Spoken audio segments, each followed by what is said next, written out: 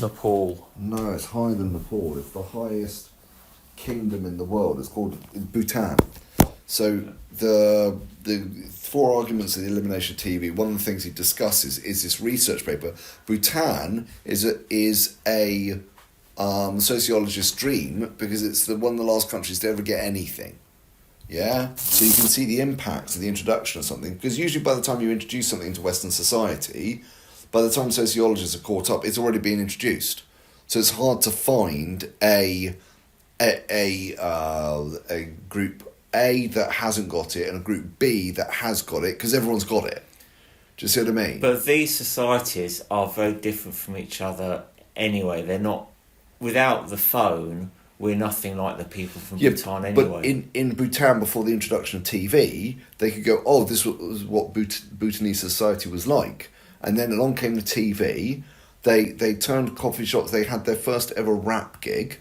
Yeah. They introduced traffic lights, which they never had. They hardly had any vehicles. And they had their first ever instance of a robbery, which led to their first ever instance of someone locking their door. No one ever locked their door before. And they had to get rid of their traffic lights because apparently the Bhutanese found them too impersonal.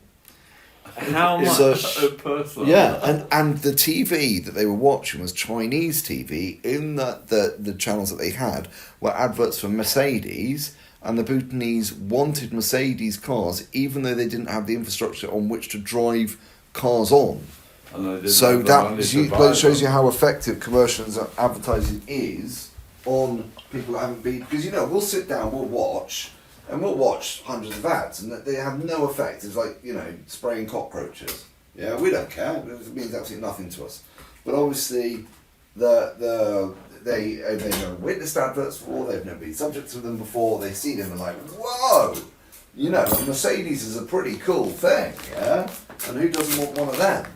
Yeah. And it bypasses the logic of you've got stone roads, you don't have any traffic lights or any traffic laws because you've got no traffic. It completely bypasses those logic centres. Yeah. How much of this can they attribute directly to the television being introduced? Well, this is your classic causality. You could just say, oh, this happened around the time of TV being introduced. Correlation doesn't show causation. Yeah, exactly. But then that undermines a lot of research into various areas, so you kind of just got to be clever about it. Yeah, the chances of that being introduced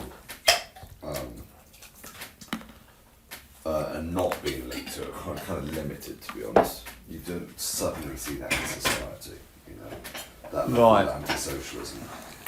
But yes, you have to also stipulate that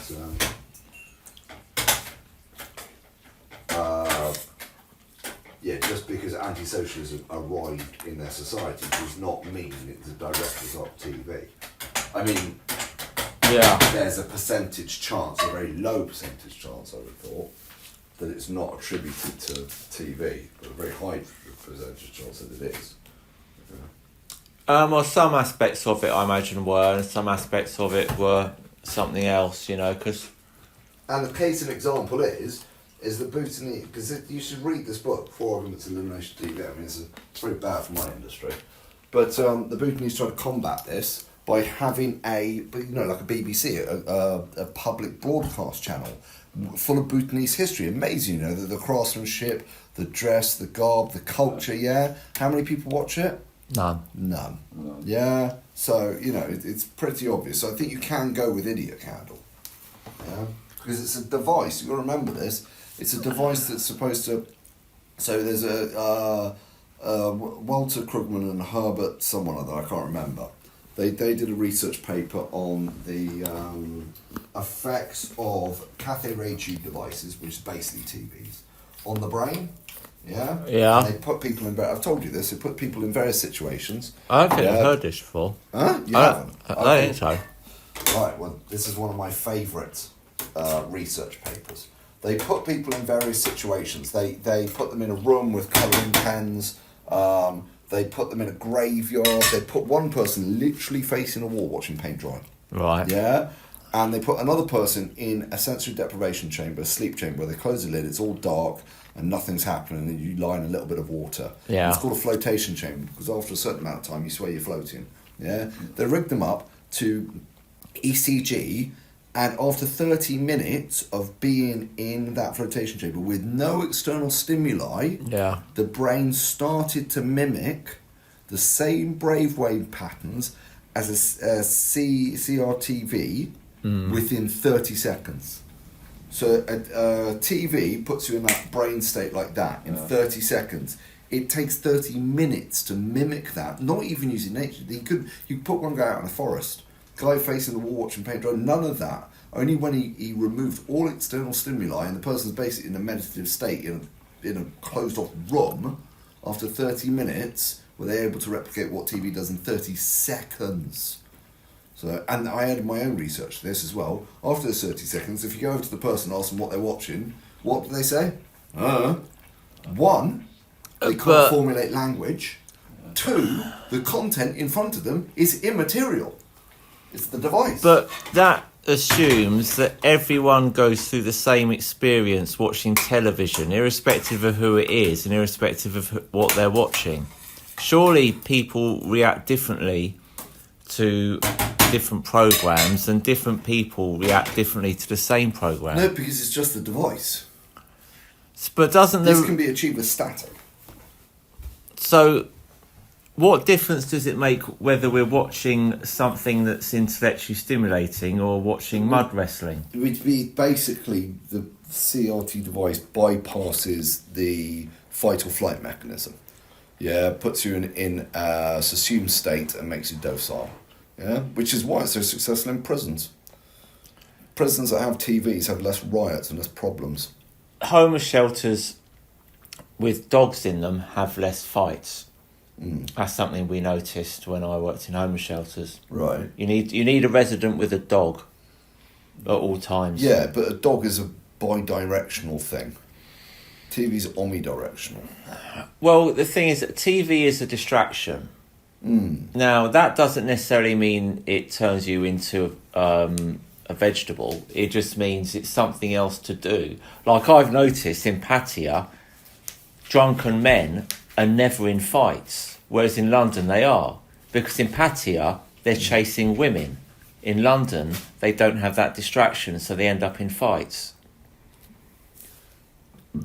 I would go one further and say you can chase women in London, but I think probably the women in Pattaya are a lot more accessible. Yeah, I mean, when a man is out drinking in Pattaya, they don't want to end up in hospital that night because they're planning to be with a woman. In London, because men don't have that distraction, they're more violent.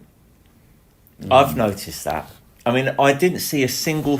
I've never seen a fight in Pattaya, and it's full of drunk men. It might be the quality of life as well.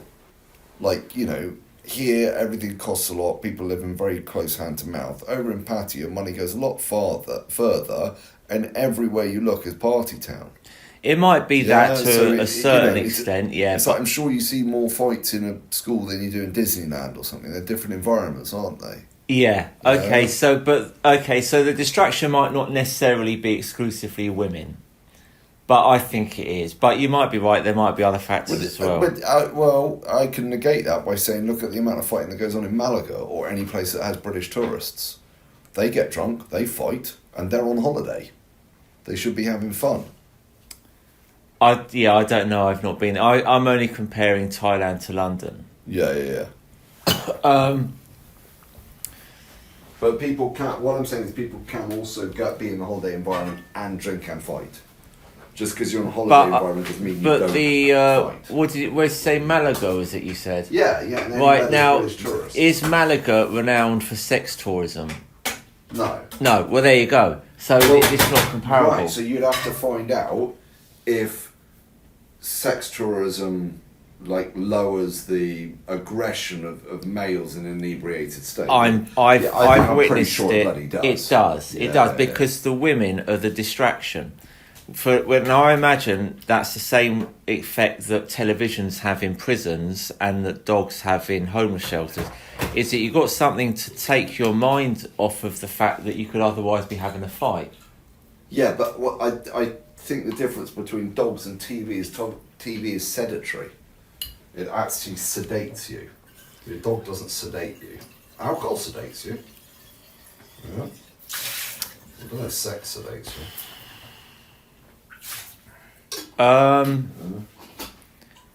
So this is what we're broadly discussing here is, should we call televisions idiot candles? Yes.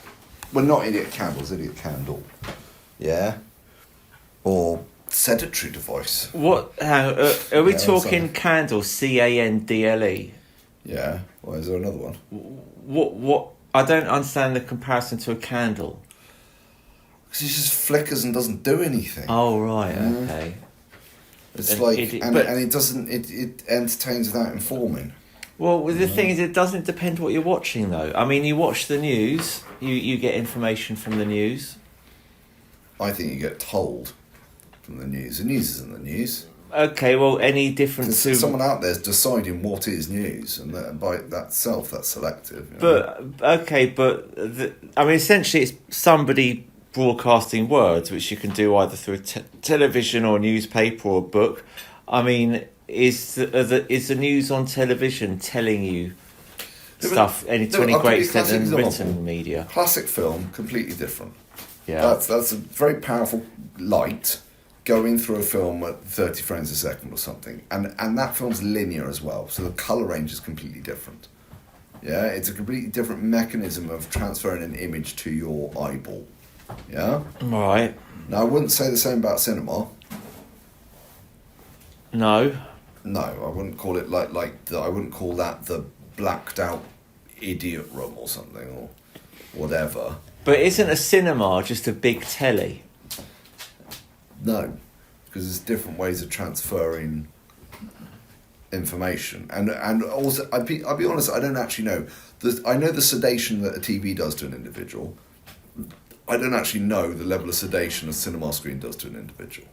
No, people choose to go to the cinema because they want to see the film. Yeah, but they choose a TV as well. So, you know, Well, there's well, two. They switch it on. I mean, Yeah. it's very There's two different. viewing habits. Yeah, Yeah, I mean, I mean, there's two viewing habits of TV. Like my grandparents, they would circle what they're going to watch in the Radio Times, and they'd only turn it on for that. Yeah. And then it goes off. But that habit doesn't happen anymore. No, people you just you switch go on to the- a channel that you enjoy, and it reels you content off. You know, good, reliable content that you enjoy, and then that's what you kind of stay to. Yeah. And there's no rigid time frame with that Well, either. if- With a film, there's a rigid time frame, isn't there? The thing is, back in the day, when you had 3 channels, to watch something you would enjoy, you'd have to schedule it. Now you can turn the telly on whenever you like, and you will find something you enjoy. Yeah, not there's only that, no if you're need. an hour late, there's something +1, isn't there? Exactly. Yeah. So now it doesn't matter when you turn the telly on. Back then it mattered. You wouldn't Yeah. turn the telly on in the middle of snooker unless you like snooker, because there's nothing else other than snooker. But the amount of snooker matches I watched because there was nothing else on. I watched a lot of snooker because that was the only thing on in the afternoon on BBC Two. Right. And I just yeah. wanted to watch. I just wanted to sit down and watch something, and it's like, oh, snooker's boring. But you know, something's going on, I suppose. Yeah. So. I don't know if that proves or disproves my point, to be honest. Well, I mean, the thing is, I think like initially, the word for a television But what I'm trying to do, can't have an opinion. what I'm in trying it. to say is, Otherwise I wish that these devices, phones and TVs, and other things, the word that represents that object was properly representative of that object. Like social media is not social. But you could It's isolating. No, Yeah. because a mobile phone, it can do 500 A plethora of things, different yeah. things. How do you describe it? It's a mobile phone. Yeah, but People know it can Richard, do look at the all that. majority of people on mobile phones. They're consuming some type of media, and they're just mindlessly, endlessly going through it. I mean, I'm so annoyed that they've got Wi-Fi on the Piccadilly, because people were reading on the Piccadilly. Then they put Wi-Fi on the Piccadilly, and now 60-70% of people are on their phones. It actually gave people a break from that device. I mean, to stare at the ceiling. no one walks into Car Phone Warehouse expecting it to sell car phones or to be a warehouse. Does it matter if the words don't represent what it is? does, As long as we know what it because- is. Because it's fundamentally, I believe, a lie. Yeah, it's not a passive machine that helps the betterment of society. The name should reflect its impact on society at large. Well, see, now you're getting into subjective things, so you can't. It won't be universally true. I mean, but I'm saying, like, you take social media. Do you think social media is generally, on the whole, good for teenagers? I mean, I think we can say, if we say no, it isn't. It doesn't make their lives any better. I think it makes them sadder, more depressed, anorexic. They get bullied on it. You know, it's just endless. But then you might have an 18-year-old entrepreneur who used social media to make himself a millionaire by the time he was 20. But how many of them are there? Well, that's the thing. Then you'll have everything in between. You might have a 16-year-old who met his future wife on TikTok. You might have someone like me who promotes his art on social media, yet hardly ever uses it at the same time. Now, I could have done that when I was a teenager. I just happened to not be a teenager anymore. You can always find negative things. Social media is majority making people's lives worse and minimally making them better. See, I don't think it should be exempt from being recategorised, because a couple of tens of people out there, it's bettered their life compared to hundreds of thousands of millions. Well, I mean, look, there's 3 people in this room now. Now, social media, I'd say, has bettered my life. So that's 33% of this pool. I think we could all agree we are not a good sample, are we? No, but... You know, we're quite unique people. And also, we haven't grown up with this stuff. So we're not the demographic that has been massively impacted by it. Yeah? I mean... This conversation would do better by having a 20-something here, you know? If Freya was here, it'd be very interesting. Yeah, or you would Leo, need... you know... The thing is, it's like alcohol, right? Alcohol isn't bad. It's only bad if you misuse it. Same as social media.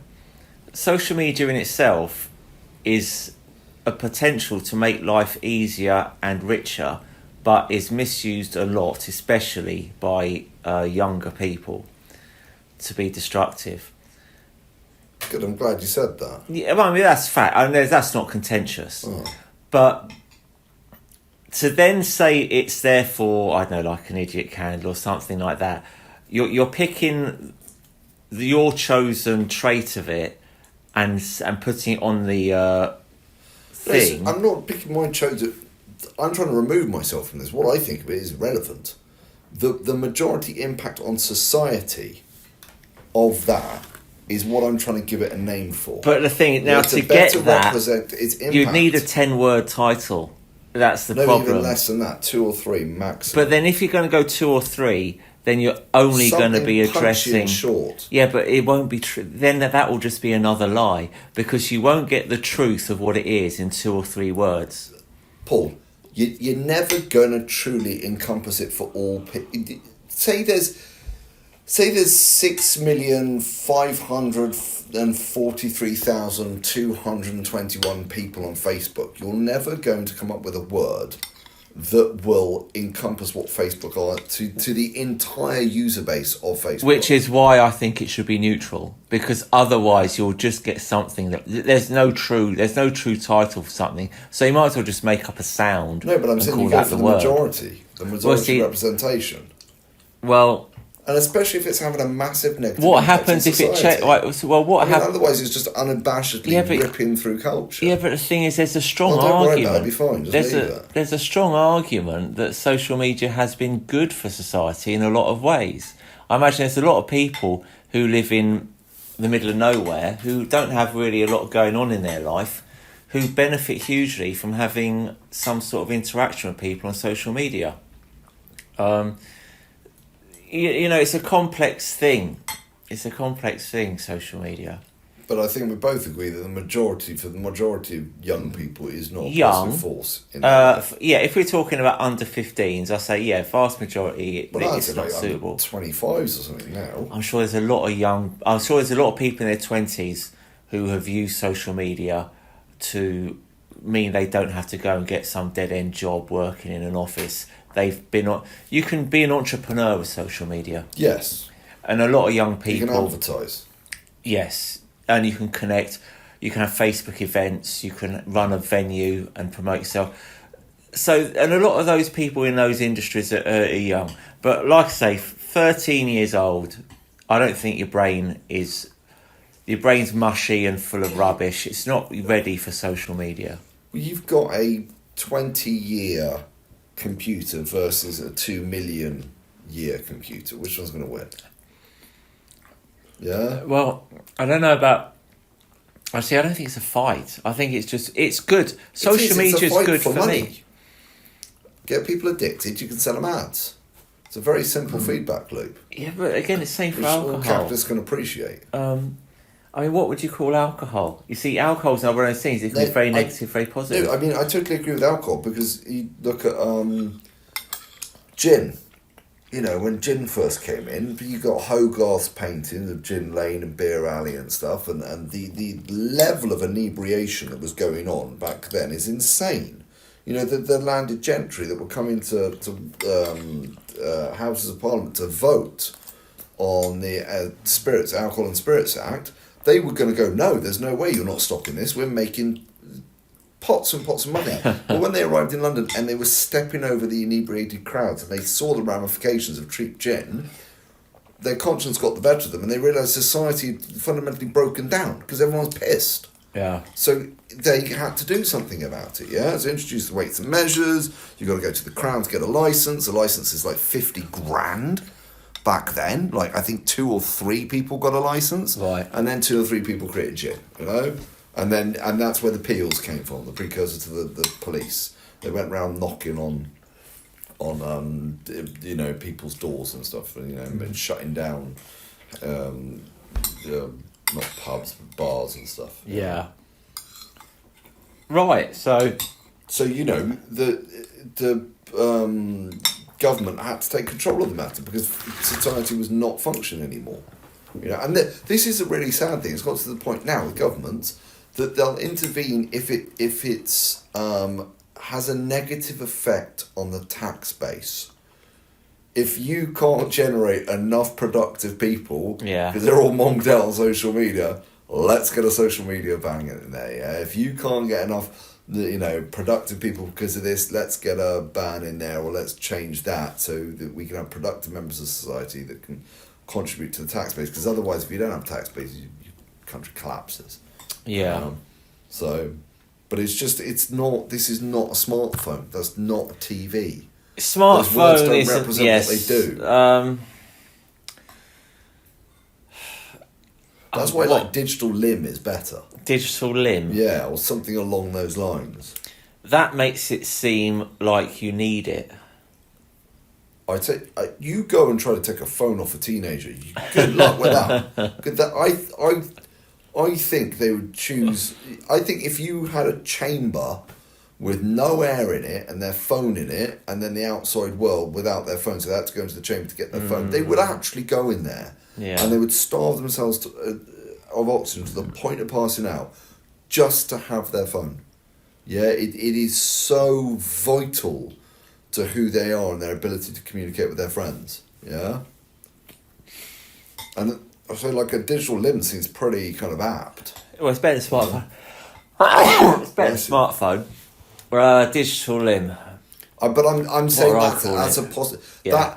That is not a final word for it. That's not a final phrase for it. No, it's better. It's an improvement. It's better, but it opens the door to a discussion about what is a better representative term for this device that takes so much of people's time and energy. Yeah, and I am not against someone sitting down, and I'm not against entertainment. There is a time and a place in our lives for entertainment, but it shouldn't be like gamified and all-consuming and addictive and unlimited scroll and all this kind of stuff and FOMO and all. You know, the mechanics shouldn't be in there to trap you in an entertainment. But I mean, the name of something isn't going to change what it is. I think if you can get the name right, then people who've never seen this before, when they first hold it, they go, oh, so this is a digital limb. This is what people can't live without. This represents them in another realm. I'd call it Yeah. handheld internet. I'd call it handheld internet. That's a very functional description. Yeah, neutral. That's if whatever you think of the internet, that's what it I mean, is. this is effectively what they got in Star Trek, which is a communicator. Yes, but it does a lot Yeah. more than Star Trek's communicator. I mean, I remember a friend of mine at school saying that maybe cigarettes should be called adult pacifiers. Yeah, because they're there smoking and it's a bit like an adult dummy. And they're quiet and they're not, interacting and stuff. But then again, I suppose noisy pubs, back then when you're smoking, there's people always smoking and shouting, so might not be an apt description. But So also- everything. So the name. So Not everything. Okay, right. Okay, for me personally, this is now getting personal. Yeah. For me personally, I want to do it for things that have a outweighted negative impact on society. There's also another discussion. So about what things would that you have call- an outweighted positive impact on society? Maybe they should be renamed. Yeah? Should we rename guns people killers? Well, life enders or something. Right. Yeah, do you know So what I mean? when you hold a gun, Termination machines. you realise what it is Yeah. you're about to do. Yeah, because it could be a termination machine. Right. Yeah. So things that have a positive effect on society, would you an like them? overwhelming positive effect. Right. But then. So like a dialysis machine. Should we call that a kidney booster? A second life machine. Or I something, see. It's something, yeah. I mean, I have to admit, I do like the idea of sitting down and coming up with these phrases. Yeah, I would really like, because I think once you've got that, once you agree upon digital Yeah. in, which it won't be, Yeah. and you can start using that term in your discourse in describing the impact of something, I mean, I think it gives it just a bit more weight and power. Like I'll give you an example. Yeah, the whole abortion thing. You got pro Life and pro-choice. No, you got pro-life and anti-life. No, pro-choice and anti-choice. Back in the 90s, you had pro-choice and anti-choice. Yeah, you could choose to have a baby, you could not choose to have a baby. There's two parts. Now, the anti-choice lost against the pro-choice because nobody wants to be against something; they want to be for something. That's what they found out from the deep research. So the anti-choice had to change their stance to pro-life. So you got pro-choice, pro-life because people want to be for something. I see. Yes, yeah. So really into the deep human psychology. But they do. Politicians do that. They call it the right to whatever it is. Yeah. Are you going to take this right away from people? Yeah. And it's probably a vanishing small minority of people you're taking the right away from. Well, it's not. It's freedom to. That's Freedom to another choose. one. Yeah. Yeah. We think people should have the freedom to, and then something incarcerating after that. Yeah. Yeah, wordplay. It's like you say, psychological trickery. Yeah. Plug sockets could be. What I'm saying is if you had that term and it's imbued in it, then you start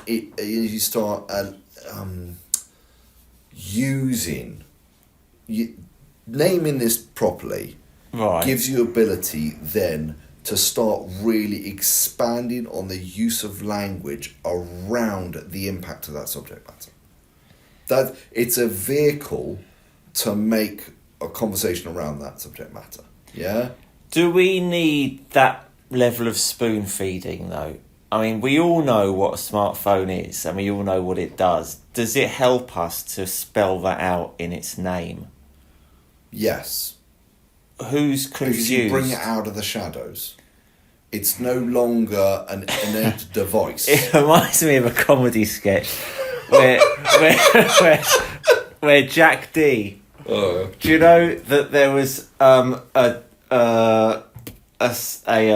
what they call a cleaning product called Jif? Yeah. You spray it and then you clean the surface or but something, yeah. there was also a lemon squeezy called Jif. Oh yeah, for pancakes. Yeah. Yeah, pancake there, yeah. Now, the cleaning product changed their name from Jif to Sif because apparently people were confusing spraying the their pancakes with cleaning products. Exactly. You're kidding. No, they weren't. That's the whole joke. The joke is that who on earth is going to accidentally spray Scourer all over their pancake? That's just stupid. But then, so that you've answered your own question. Then, did you think that I don't think it makes any difference. No, I don't think so. The other one he said... I think it incubates conversation around it. So. The other one was ambulance. You know, on the front of an ambulance, it's got ambulance in mirror writing. Yeah. So people who look in the rear view mirror can tell it's an ambulance. Yeah. I mean, who doesn't realise it's an ambulance because the writings are all around? Wait, if you've got your hi-fi on and it's really loud in your car, you wouldn't hear the sirens. And also the window, you can't see the wheels and the bumper, and you can't see the roof and the siren. You can only really see the windshield and the front the bonnet. Yeah, come on. No, it's true. In traffic jams, I've looked behind. I've seen the police behind me sometimes, and I only know to swerve out the way because there's a police siren. Because people in front of me are doing it. Yeah, so I learned by doing that. Who hears the... All right, so the people in front of you who have heard the siren, yeah? Do they look in their rearview mirror and see a longy lip? No. And think, who are these people? No, but if I didn't have those people in front of me swerving out the way in unison and me not... That's my indicator. I don't have another indicator. Yeah. So if I'm going to look in my rear screen mirror now. If the police car's far off, if the police car's far off, it's obvious it's a bloody police car. Yeah? Less so with the police car. I don't know why they got police backward. That's stupid. But ambulance, it's a van, so it's high. Yeah? But and it's at the right height of your rear view wing mirror. Who in a car, regardless of whether you've got the radio on, can't hear ambulance sirens when the ambulance is the actual vehicle directly behind yours? I will give you, it's a vanishingly small number of people listen to rock music that can't hear that. Yeah, but that does happen, and it's probably minimal extra cost to put ambulance backwards on the front of your van anyway, isn't it? Yeah. Actually, those builders should do that. They should just have ambulance on the front of a builder's van. Yes, white get you van, through man. Traffic, isn't it? Yeah. Well, it's illegal to imitate a police officer. I don't know if it's illegal to imitate a paramedic. This is what I love. Every couple of years, someone buys like an ambulance or a police car or a police bike and imitates a policeman, don't they? They caught some guy in Yorkshire doing it. Yeah, criminals. No, I mean just randomly. They'll pull people over, give them a ticket, and then go off. And they'll be like, who are these people? And they'll catch them and found out they bought a police bike at an auction. Oh, okay. Yeah, and they just randomly on a Saturday patrol a bit of Yorkshire Highway and they're handing out tickets. So, each their own, isn't it? I saw on the internet a woman took a man to court because she took it... he built a ramp going up to his mother's door because she's in a wheelchair. Uh-huh. Now, he didn't have planning permission from the council for the ramp, so this lady took this guy to court, and they're in the courtroom, and the man says, I've looked you up, your company hasn't filed a tax return in like 10 years, and she was done for wire fraud. She was just going round finding people because I think she used to work for the council and just carried on doing it after she left the council. Right. Yeah, mental people. That's crazy. Yeah. You've heard the Bristol Zoo urban legend, have you? No. So there's a guy working for Bristol Zoo. I'm gutted to find out this is urban legend because I love this story. Worked for Bristol Zoo. He works in the car park, yeah? Every day come along, cars £3, coaches like 20 quid, yeah? Collecting £3, collecting 20 quid. Does it for a decade, yeah? Doesn't turn up for work for one day. They get a replacement in. Doesn't work, turn up for the next day and the next day. So the zoo rings the council and goes, oh, your car parking guy didn't turn up because the council car park. And the council car park's like, what do you mean? He goes, they go, well, you've got a guy that works in the booth that collects money for you on the council car park. And they go, no, we don't. We thought that was your guy. So Bristol Zoo thinks it's a council guy. Council thinks it's Bristol Zoo guy. Yeah. And the urban legend goes that this guy went to Brazil with 10 years worth of car parking fees. That kind of thing does happen. What happened with the like Anglian Railway or something, didn't it? Where the railway went bankrupt, got taken back over by the local authority or the government. They poured loads of money into the railway, made it viable again. Yeah, made it a profitable railway. Put the railway up for contract, you know, to sell it off and stuff, and sold it back to the same people that made it bankrupt. I mean, you just couldn't make it up. I mean, how's that possible? They do wealth extraction, drive it into the ground, it gets taken over by the government, and then sold back to the same people that stripped the money out of it and sold it into the ground. It's just, it's phenomenal, yeah? Yeah. But that's just the way it is. I'm thinking of all the names we could call things that are beneficial to Oh, society. there you go, see? What would we call a torch?